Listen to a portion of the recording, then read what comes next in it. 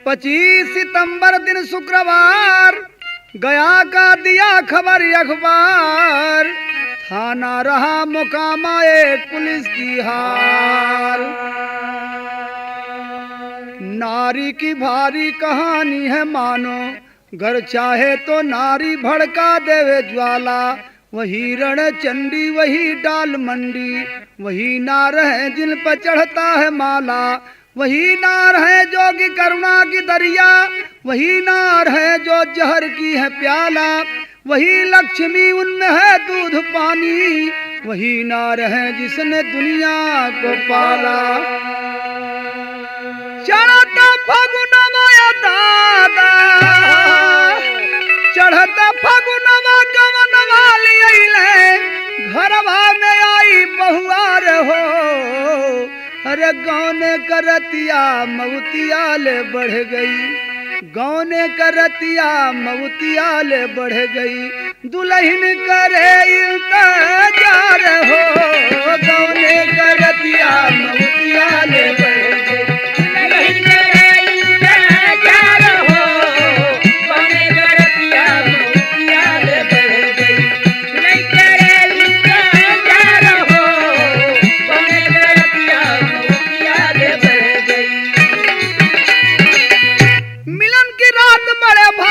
ही आती है दुल्हन दुल्हा के संग सुहाग को मनाती है। आधी रात गई उनकी इंतजारी में, पल पल बीत रही उसकी बेकरारी में। पल पल बीत रही उनकी बेकरारी में, पल पल बीत रही उनकी बेकरारी में, पल पल बीत रही उनकी बेकरारी में। बिरहिन बेचारी डगरिया निहारे, बिरहिन बेचारी डगरिया निहारे। कब यही है बलमा हमारे हो, बिरहिन बेचारी डगरिया निहारे। कब यही है बलमा हमारे हो, बिरहिन बेचारी डगरिया निहारे। कब यही है बलमा हमारे हो, बिरहिन बेचारी डगरिया निहारे।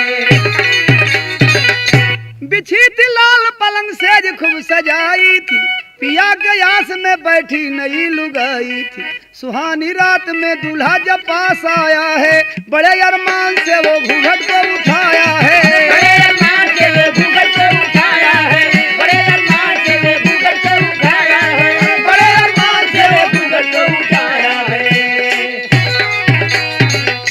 देखते सूरतिया दुल्हनिया के तुरते, देखते सूरतिया दुल्हनिया के तुरते, दुल्हा के चढ़ गए बोखर हो।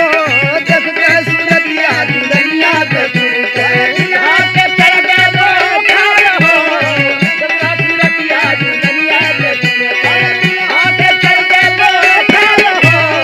देखते सूरतिया दुल्हनिया के तुरते। देखते सूरतिया फुहरिया सिपाही, घूम गईल गलवा फुलार। नौकरी पर चल दहले थाना मुकामा, बोरिया या बिस्तर उठा।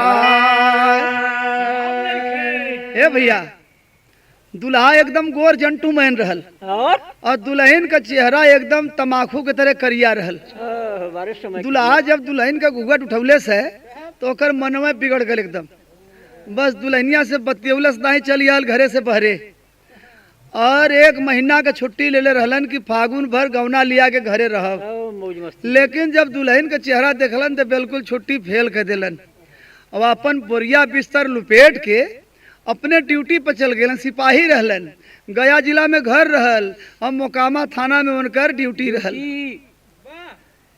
फागुन का भागल भागल सामान लेना आइलन। सामान बीत गए, घरे वाला लोग जोहत हवन कि जकरे बदे गौना आयल और दुल्हन के छोड़ के भाग गए। बड़ी मुश्किल कैलस। इन नौजवान दुल्हन कहाँ जाई, तो कभी के लिखे के पड़ल। अरे सजनवा बिन तरसेले दुल्हन, तरसा चकोर चंदा बिन धानवा। सजनवा बिन तरसेले दुल्हन,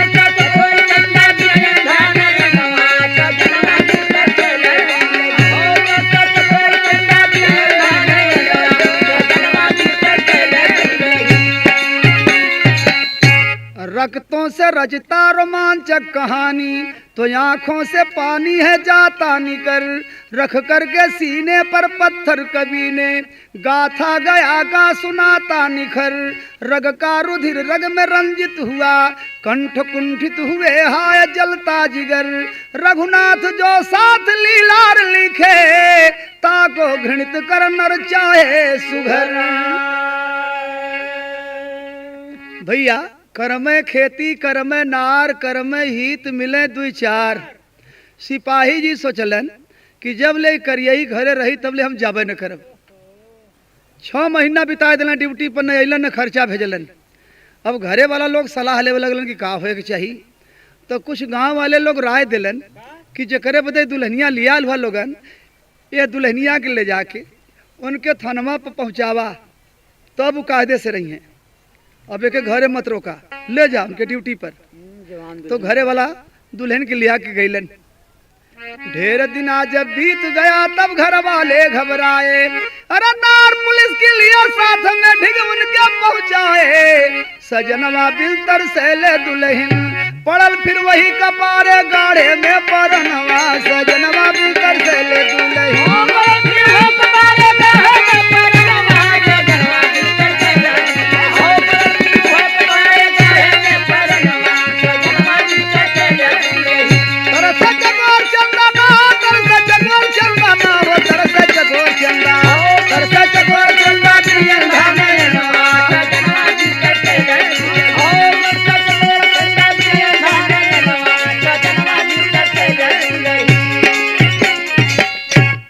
दुल्हन के घरे वाला लोग लिया के और सिपाही जी के ड्यूटी पहुँचलन। मोकामा थाना में सिपाही जी के एक कोठरी मिलल है, वही में दुल्हनिया के ले जा के बैठा दिलन लोगन। और सिपाही जी के बुला के समझावत बन कि भैया ये घरे का इज्जत खानदान का इज्जत चल न जाई, दुल्हन छोड़ के तू भगवा तो बेइज्जत हो जाए में आई। कि तो से ब्याह भयल गौना आयल, तू एक सम्हारा भगले जान बची नहीं। तब सिपाही जी घरे के दबाव बस कहलन कि अच्छा जाए आप लोगन छोड़ के अब संभारब का करब। तो दुल्हनिया रहे लगल, भोजन बनावे सिपाही जी, कैसो कैसो तो खाए नहीं यहाँ, लेकिन सुतते जाए 1 किलोमीटर दूरी पर। 5 दिन बीत गल, 6 दिन बीत गल, 7वें दिन दुल्हनिया देखलस कि एकर रोज के आदत यह बाय, पाँव पकड़ के रो रहल बाय कि हे प्राणनाथ, हमसे कौन ऐसा कसूर हो गल बा कि तू बोलता नहीं। 6 महीना वहाँ जुहली है और 6 दिन यहाँ बीत गए, बोलता नहीं, खा के धीरे से सड़क जाला, हमरे में कौन कमी बा। तो सिपाही जी कहलन कि शीशा लिया के अपन चेहरा देखा, कितनी कमी बा तोहरे चेहरा में। भगवान से यह मनावा कि तोहरे हाथे का कैसो कैसो खाए लेत बाई, अब बोलब चालब तो बड़ी दूरे बा। लेकिन कभी के यहाँ एक तर्ज लिखे के पड़ल कि कहवा से तारा कौन बन जइबा बबुआ बोलताना, के हो देहल घरवा से निसार बबुआ बोलताना, के हो देहल घरवा से निसार बबुआ बोलताना, के हो देहल घरवा से निसार बबुआ बोलताना। तो भैया यह तर्ज बात दुल्हनिया उनकर पैर पकड़ के रोवत बा, कहत बा कि कमनी गुनैया रामा, कमनी गुनैया हमसे रुठ गइला गोसैया सैया बोलताना, काहे भइला हमसे तू नाराज सैया बोलताना, काहे भइला हमसे तू नाराज सैया बोलताना, काहे भइला हमसे तू नाराज सैया बोलताना। ए पौआ पकड़ के नारी बोली मीठी बनिया, पकड़ के नारी बोली मीठी बनिया, पकड़ के नारी बोली मीठी बनिया। माई बाबू सब दिल तोहरी सरनिया, माई बाबू सब दिल तोहरी सरनिया, माई बाबू सब दिल तोहरी सरनिया। भाई हमरा चरा कहवा दुलरुआ जब बोलताना, तोहरे परबा हमके बड़ा नाज सैया बोलताना, तोहरे परबा हमके बड़ा नाज सैया बोलताना, तोहरे परबा हमके बड़ा नाज सैया बोलताना।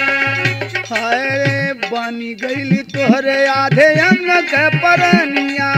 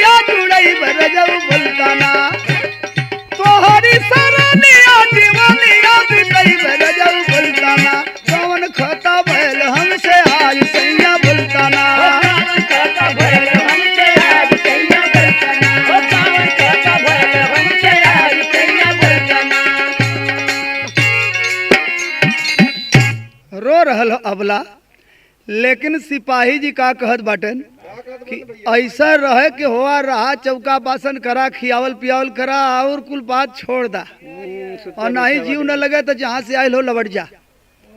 वो दुल्हन बोलल कि हम लौटे बदे ना आयल भाई, हम भी होता ना बाड़ी, कौनो हम मंगनी तो आयल ना बाड़ी, हम आयल भाई यहीं रहब, और तुहार रवैया ऐसे 2-4 दिन देख ले तो एक ठे पंचायत करब यही थाना पर, बिल्कुल सिपाही लोन के जुटाई कि घरे का रुए और बहरे का टुए, यह सिपाही लोन का धर्म पाए।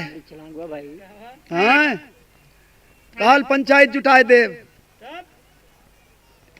तो सिपाही जी जवाब का देते हन कि बाबू पौले तिलक ने ढेर सा रुपया में गईले भूला, तोहरी सुरतिया पर छुटला वो खाई, दिहे सारी अगुआ फंसा।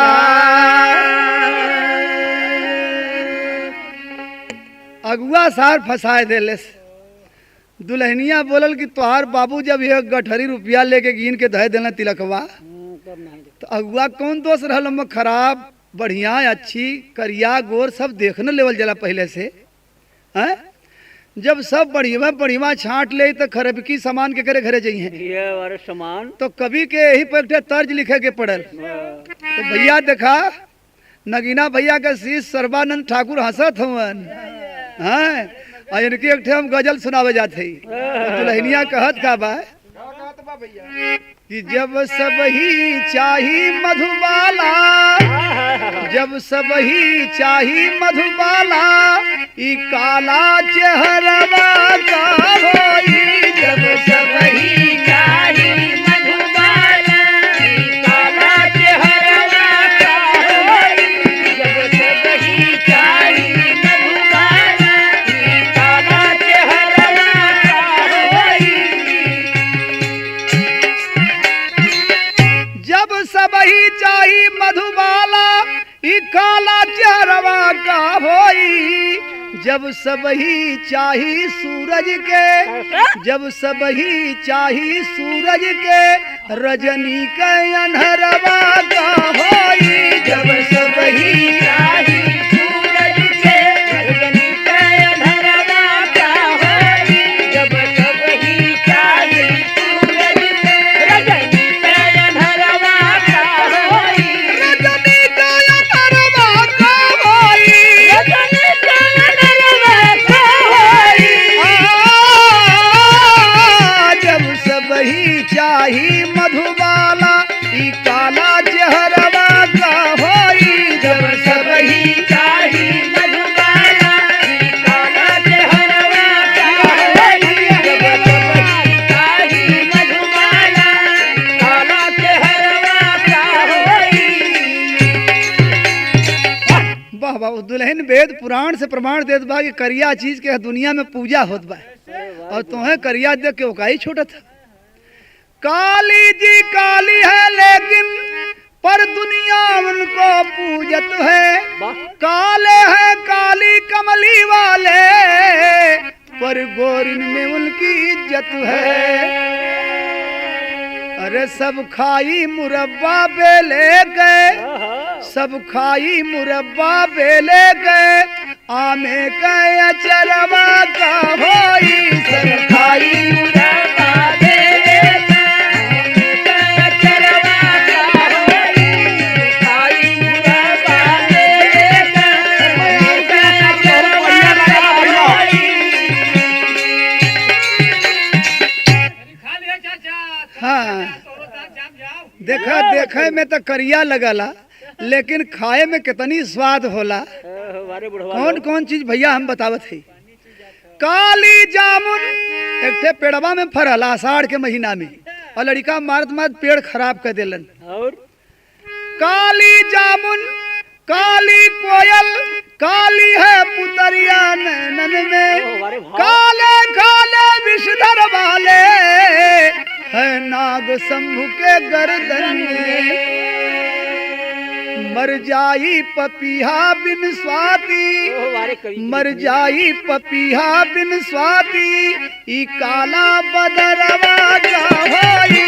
मर जाई पपीहा बिन स्वाति, ई काला बदरवा का होई। मर जाई पपीहा बिन स्वाति, ई काला बदरवा का होई।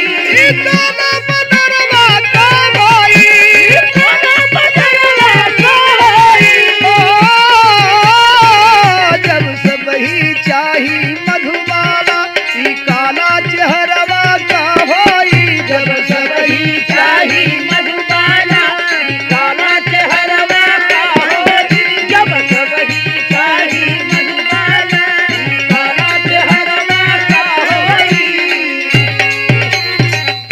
कैसी बगियों में फूल खिले, काला भंवरा मिल प्यार करे। कर लेता बंद कमल दलहिया में, मकरंदों का उपहार करे। जब सबही रंभा हो जाई, जब सबही रंभा हो जाई, हम हन के कदरवा का होई। जब सबही रंभा हो जाई, हम हन के कदरवा का होई। जब सबही रंभा हो जाई, हम हन के कदरवा का होई। सिपाही जी कहे कि बहुत कथा सुनौलू, अब छोड़ दा, एक कथा से काम न चली। वो दुल्हन बोलल कि यह कथा का जवाब ना देबा तो काल तक पंचायत होइए के रही। हमार जवाब अगर यही बखत दे देबा तब तो ठीक है, बाने तो बिहने पंचायत हो जाई एकदम। वो एक सवाल कह दिलिन कि जब सबही रंभा हो जाई, जब सबही रंभा हो जाई, हम हन का कदरवा का होई। सब खाई मुरब्बा, अरे तू खैबा कटहर के कोबा, तू खैबा कटहर के कोबा, तब बीचे का मुसरवा का होई। तू खैबा कटहर के कोबा, बीचे का मुसरवा का होई। तू खैबा कटहर के कोबा, बीचे का मुसरवा का होई। बीचे का मुसरवा का होई, बीचे का मुसरवा का होई। सब चाही, सब चाही मुरब्बा, बेले गया में गया चरवा का होई। सब चाही मुरब्बा, बेले गया में गया चरवा का होई। सब चाही मुरब्बा, बेले गया में गया चरवा का होई। ए भैया, सिपाही जी तो सुन के दंग हो गइलन कि देखे में तो करिया बा, लेकिन बोले बतिया में फॉरवर्ड बा। पंचायत करी तो फान दे, हमके फंसाए दे वही में। बुद्धिमान लौकत बा हो। हम बुझा ताड़ी कि पंचायत ना होके पावे, अब दूसर दांव लगा दें, सिपाही वाला दांव कोनो लगाई, तब तो जान बची, नहीं तो करिया ही फंसाए दे एकदम। तो सिपाही जी हाथ जोड़ के कहत हवन कि हम तोहरा बात सुन के बड़ा खुश बाड़ी। अब तू जैसे कहू वैसे रहब, जहाँ कहू वहाँ सुतब बैठब, लेकिन एक काम ही करा कि आज चला, हमार तबीयत इतना तुहं देख के गदगद हो गई तुहार बात सुन के कि तुहं ले चल के 9 बजे से 12 बजे रात वाला सिनेमा दिखा दें। दुल्हन बड़ी खुश भइल कि आज हमार भगवान लौट अइलन, अब हमें सिनेमा देखई है, हमार अब यह घरे में कुशल हो जाई।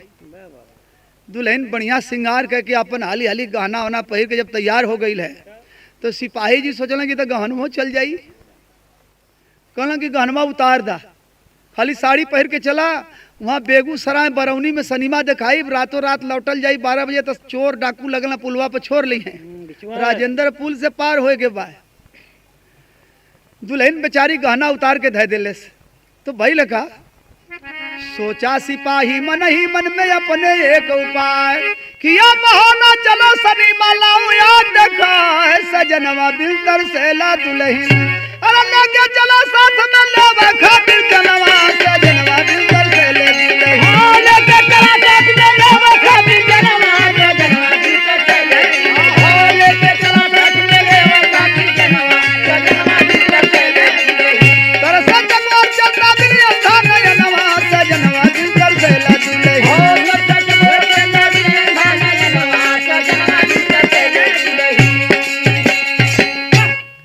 पैदल यात्रा हो गई। 9 बजे से 12 बजे वाला सिनेमा दिखाओ जा रहा हवन पैदल। जब राजेंद्र पुल पर पहुंचलन है, रात अंधेरिया भादों को साय साय कर रहल हो, पानी गंगा जी का हर हर बह रहल बा।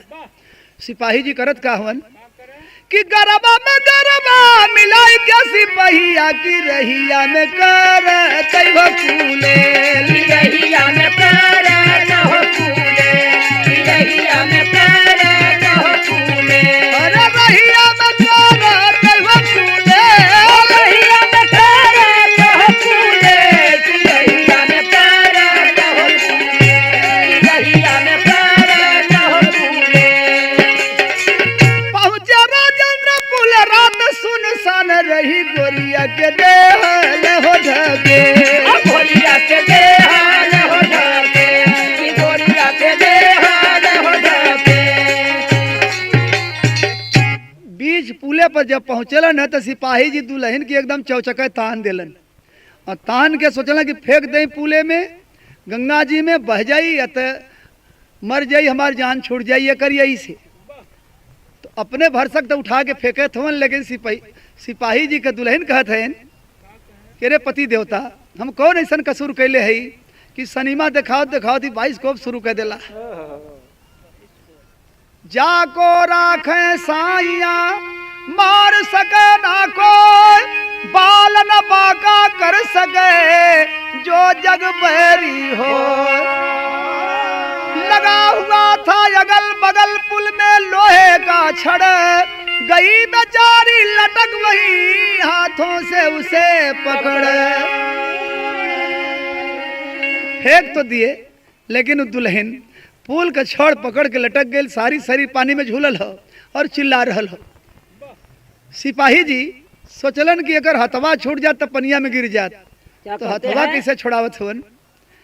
अरे बुटवा से हथवा पर कूचला सिपहिया, जैसे मुंह की रवा का कूचल जाए, जैसे देख गैया कसैया के डेकरे, वैसे दिन पुलवा में डेकरत हुआ। कोई नहीं सुनला गोहरिया या बला गए, जैसे सारा जग बहिरा भई जाए। टूटी टूटी तरवाया कसवा से गिरे, फाटे धरतिया गगन भराए। तनिको दर्द ना पपियावा के आवे, कभी से दर्दिया सहल नहीं जाए। पपिया के आवे, कब से दर्दिया सहल नहीं जाए। अरे निर्मोहिया जा,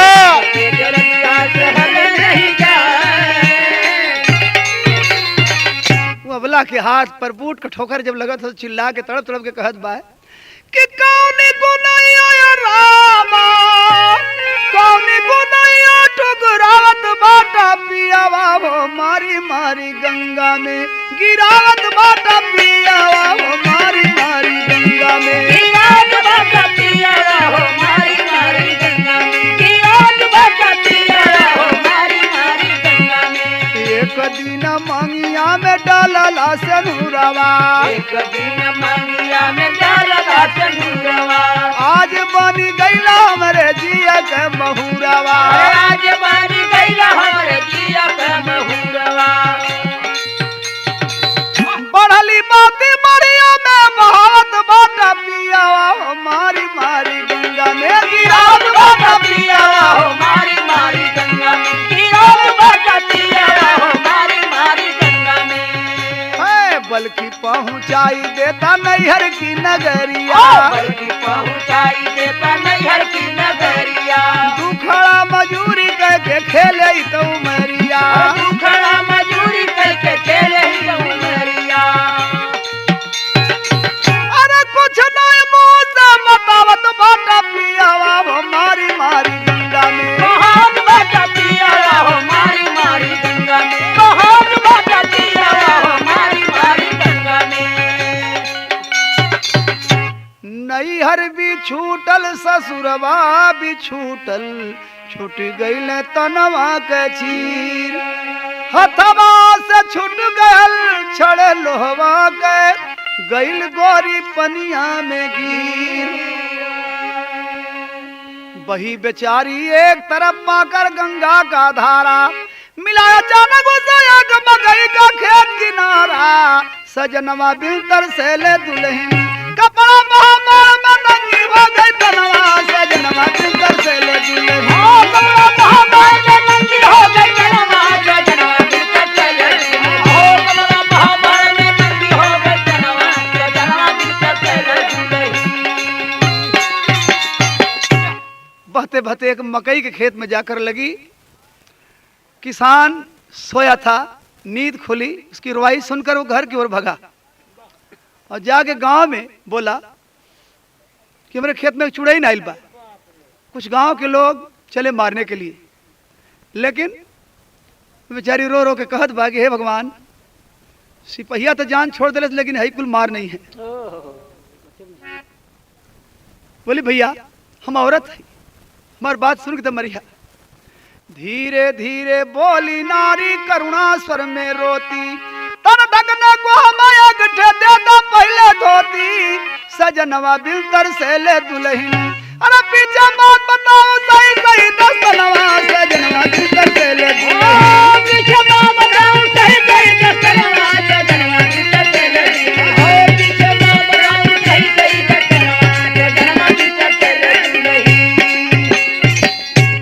तो बता रही है कि घुमाने बहाने से लाए पिया, बहती गंगा में हमें वो बहाए। गंगा का धार अपार रहल, बहते बहते यहाँ तक आए। एक रतिया बतिया न किए, छतिया छतिया से मिलायन पाए। न जानी काहे बिछोह भयो, बुटवा बुटवा हमके ठुकराए। करुण कथा ग्रामीण सुन करुणा स्वर में रोए, कहे लिखावा रपट जाए थाने पर भैया को। हाँ देखे गांव के प्रधान जी के यहाँ ले गए और सवेरा जब हुआ तो प्रधान जी भेजे 2 आदमी को, जाओ रपट लिखाओ। तो जब थाना पर पहुँचलन है तो संजोग ऐसा रहल कि वही दुल्हनिया के दूल्हा सिपाही जी पहरा पर खड़ा रहना डंडा लेके, वही आदमी के रोक लेलन। भैया कहाँ जात हुआ? कहे कि हमारे गांव में रात के एक दुल्हन बह के गई बा, वही का रपट लिखावे आयल है। तो सिपाही जी बुझलन कि एक तो हमहू बहुले है, हमारे वाली है कि दूसर। ओकर रंग रूप पूछत बाटन कि भैया वो दुल्हन कैसन बा? तो आदमी बोलल कि दुल्हन एकदम करिया बा। कहे कि जियत बा कि मर गई बा? कहे नहीं भैया भाई जियत बा, मरे लाग नहीं बा, तंदुरुस्त बा, मोटी तगड़ी बा। तो सिपाही जी कपार ठोकर लगलन और पूछत हमन कि अच्छा ओकरे देही में कहीं चोट चपेट लगल बा? तो रपट लिखा वाला आदमी बोलल कि भैया ओकर दुल्हवा इतना निर्दयी रहल कि ओकर 10 अंगुरिया कूच दिले बा, बूट के ठोकर से मार मार के। हमने गांव भर सलाह कैले भाई कि कहीं बच्चू भेटा जाइए तो उनकर मुंह कुचल जाई हमने। तब तो सिपाही जी कहला कि मामला दरिए बाय, यहाँ से 2 किलोमीटर पर पाए और कहीं रपट लिखा जाए तो हम ही पकड़ाब। ऐसा उपाय करी कि ये आदमी लौट जा, रपट न लिखा पावे। तो 5 रुपया जेबा में से निकाल के उन्हें दिला न सिपाही जी कि ले ला भैया, रास्ते में अपन छानत फूकत खात पिया चल जाया और तोहरे गांव में हम दरोगा जी के लेके दोपहर तक पहुंच जाब। कहे रपट ना लिखला, ये 5 रुपया काहे देत हुआ? कहे कि समाज बाद आ गई बा, अब जे भी रपट लिखावे आवला ओकर हर्जा होला न दिन भरे का, तो ये 5 रुपया तुम्हें देत है, तुहार हर्जाना अब सरकार चालू कर दिले बा। जे भी रपट लिखावे आई ओके 5 रुपया मिली थाना पर से।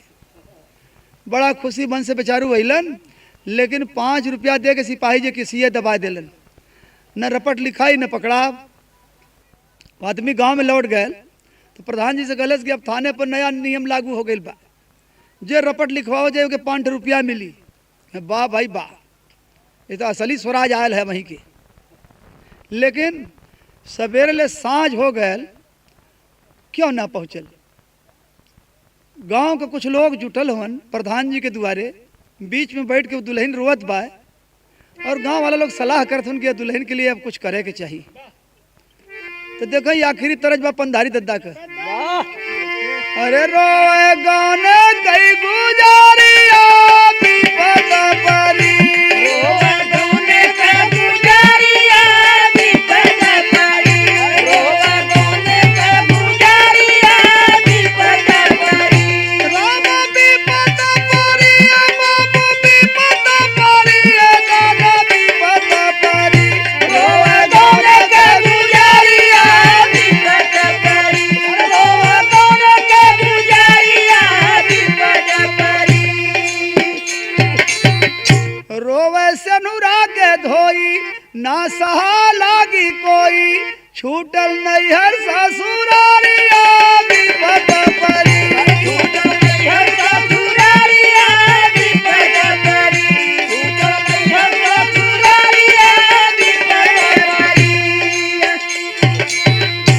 एक वर मचल रहल खूब हौरा कैल एसडीओ जी दौरा बाढ़ के लेवे बद खबरिया विपद परी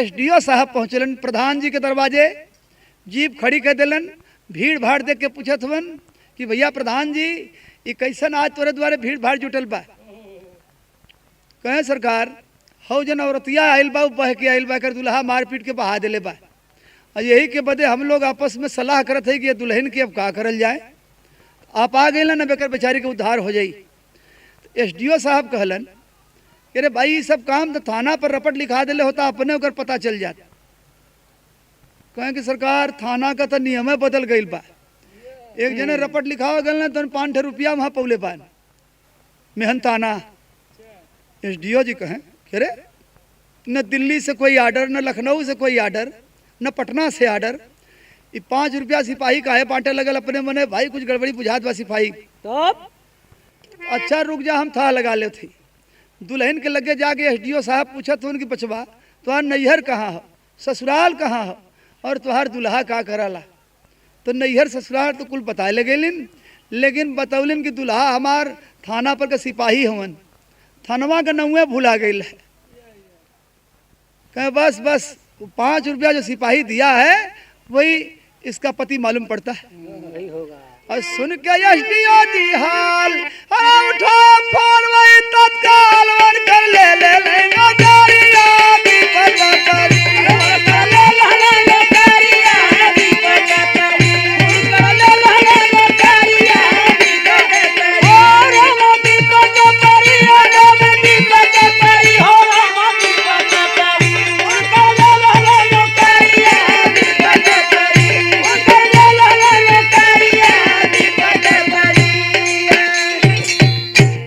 सिपाही जी का नौकरी से छोड़ा के उन्हें जेल भेजल गए और हर भैल का कि दुल्हनिया के माई के बाबू के बोला के सपुरत कल गए 200 रुपया देहल गल के कि ले जाए लड़की के दवाई करा और एक वह सिपाही के संगे विदा मत करने दा परी मुआए नहीं ओ कर माई बहुत श्रापी नहीं जरली की हम पापी नहीं तो फूक दई तगारिया विपद परी नहीं तो फूक दई तगारिया विपद परी नहीं तो फूक दई तगारिया विपद परी रोवे गौने कई गुजारिया विपद परी रोवे गौने कई गुजारिया विपद परी रोवे गौने कई गुजारिया विपद परी चमड़े का पहचान करे ना दिल का करे पहचान